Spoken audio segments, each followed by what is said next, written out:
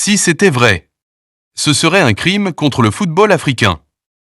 Si ces accusations s'avéraient vraies, alors ce que nous vivons ne serait plus un simple scandale sportif.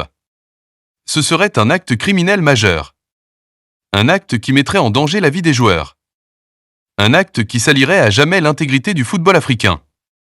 À ce niveau, on ne parle plus de rivalité. On ne parle plus de pression. On ne parle plus de football. On parle de crime.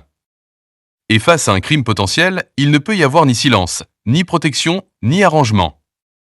Voici donc les mesures indispensables, les seules réponses possibles, sans compromis, sans peur, sans concession. 1. Enquête internationale indépendante, la première urgence, c'est la vérité.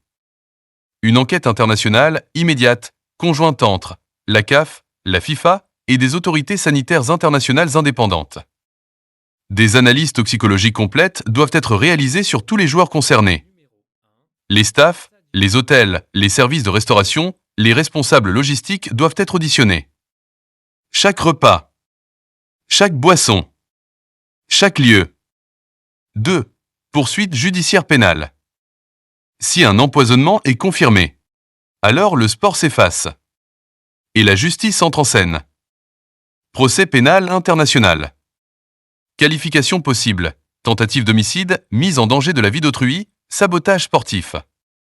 Les responsables directs, mais aussi les complices, quel que soit leur statut, leur fonction ou leur pouvoir, doivent être arrêtés et jugés. Le football ne doit jamais couvrir un crime.